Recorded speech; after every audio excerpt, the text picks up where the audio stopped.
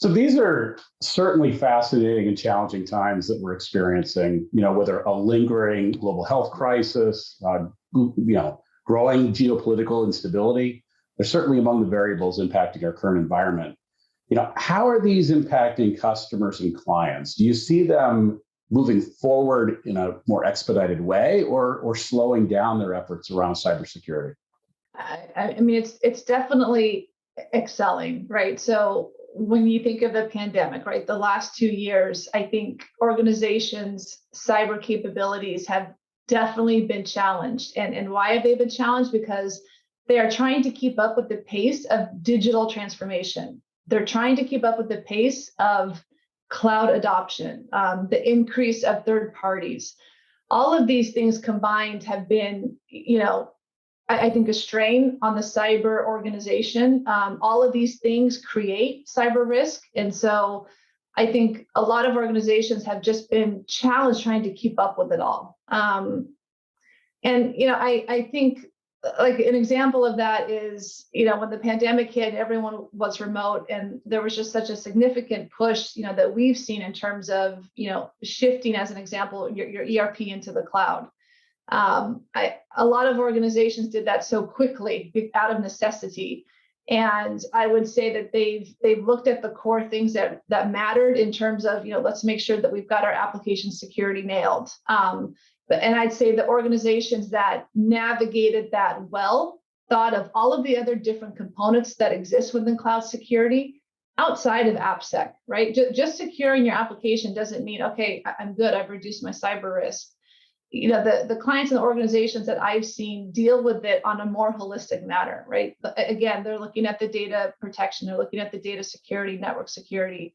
When you look at the different, platforms in terms of infrastructure, IaaS and PaaS, they're looking at, securing all of that, and bringing in identity and access management, bringing in a PAM system. Again, because 80% of successful attacks are really through compromised identity systems. And so I've seen organizations leverage really well the fact that they are moving quickly to the cloud and adopting it for their ERP. They're looking at all of these other components to help reduce those cyber risks. Yeah, just so folks don't become super scared, is it okay, Jaime, you probably mean credentials, right? Not the identity systems themselves are actually. Right, leaked credentials. Right. So, right, the vast majority of attacks happen because credentials get stolen, and so that attack vector is dealt with by having multi-factor everywhere, but continuous monitoring. I think JT was sort of alluding to that, right? Kind of monitoring your security posture throughout connectivity so that you can ratchet it down as you need on demand. But going back to sort of the original question, I wholeheartedly agree with Jaime. It's been an accelerant, whether it's the just one after another spate of ransomware attacks or the geopolitical situation coming on the heels of that. All of these things have catalyzed greater awareness, sense of urgency. We've seen some mandates come out in the form of the presidential EO or executive order saying, cloud first, revisit your strategies for incident response.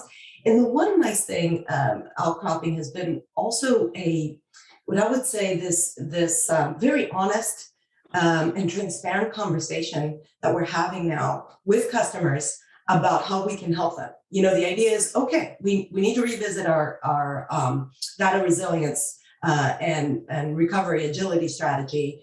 How can you help? Give us a point of view. And here's what's top of mind for us, and here's where what locations we want to operate in. But these kinds of transparent conversations, coming together as partners to essentially create a security strategy for the long term and for dealing with the trends that we're seeing at hand. That has been a really nice thing to see. Yeah, and I would echo completely what the ladies are saying here. It needs to go past buzzwords. You need to actually be partnering with your vendors. And it gets back, I think, Jaime, even to the whole conversation at the very beginning about there just isn't enough talent. There isn't enough talent. And so you need to get talent wherever you can get it, including people that specialize. But overall, what everyone's talking about, it has been an accelerant. And it's been an accelerant in a lot of different ways, because when the pandemic hit, everybody had to work from home on whatever devices they had. So there was initiatives beforehand about remote working. There was initiatives, digital transformation initiatives around BYOD, et cetera. Again, mobile and traditional, not just mobile. It happened like that. It also, and I'd be really interested in Johnnie and Jaime's thoughts on this. It has accelerated the adoption of products and processes and approaches that are required for the modern age. It also accelerated the demise of some technologies that maybe don't fit anymore. You need different technology when all of the information is sitting in one centralized spot, and you need to go to that. You need a very different technology if it's all up in the cloud. And so there have been some approaches that are past their prime, and they, but that's good, because it's cleaning it up and it's moving it up to that modern environment that we've been talking about. Are there particular areas in legacy technologies that you see that are the biggest at risk and that ought to be accelerated in terms of and modernized? Yeah, I mean, it's not at risk. It's a rethink to meet modern development trends like microservices, right? Containers. So when you have ephemeral processes that are getting spun up and spun down, then the notion of having something that's a gate is changed, right? And it's more, if there is a gate, it is also ephemeral. It's spun up and spun down so that access control is done in the moment, and rather than this persistent, guardian, this persistent barricade, essentially. So those kinds of technologies are effectively being built into, modern applications. When the pandemic hit, everyone's like, what do we do? Everyone's working from home. We need to be secure. Throw VPNs at everything. And it was the classic point-to-point VPN that was going from remote to headquarters. And then they realized, we just put a bottleneck in because none of our apps are at headquarters anymore. And that accelerated the zero trust, kind of orientation, where it's like, okay, maybe I don't want you to backhaul all the way to here. And also, I still want to encrypt my traffic. So I need to approach the problem differently. But then after a while, everyone settled down a little bit and they said, okay, now how do we actually move forward in a positive way? And Jaime, I'd imagine a lot of your clients went through those kind of curves when it first happened. Yeah, no, for sure. And I think it was also an opportunity, as you said, like to dust off tools or maybe start looking at tools that they've only half implemented, is to accelerate those roadmaps as well. Again, it's surprising that you still see clients that don't have a privileged access management system in place. I've seen clients that implement MFA in some parts of the organization, but not consistently across the other. And so they're not benefiting themselves by doing that. And so I do think you saw a surge of, okay, now we're kind of forced to look at this out of pure necessity so that we can survive these next 2 years while we're, working remotely and trying to do it in a secure fashion. Yeah, ubiquity of the application of any security technology is key, right? Because security is only as strong as the weakest link in the chain. So obviously, if you're not implementing something broadly, there you go. Right. What we saw, and part of the reason why I say I have the best job in the world is because I get to help customers with security day in and day out. My entire team does, as we were able to go to this over the shoulder model via Zoom and conferencing, and actually help customers in the implementation of security, networking, identity best practices, and tuning. It was awesome. That's a great example, Johnnie. It's from a cloud services perspective, or a technology provider. What are some of the things that the industry can be doing better to help support customers and clients? Yeah, look, well, for one thing, build build tools that have the expertise built in. I mean, enough already with sort of like, let me give you this bag of tools, isn't it terrific? And you as a customer have to go figure out, well, do I have people that even know how to use this stuff? What is this stuff?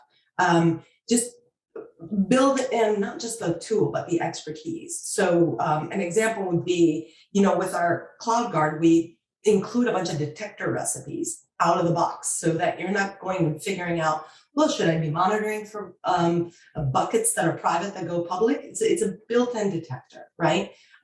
In fact, some of the automated responses that you can have are also given as templates, and you either turn it on or turn it off. So that's one example.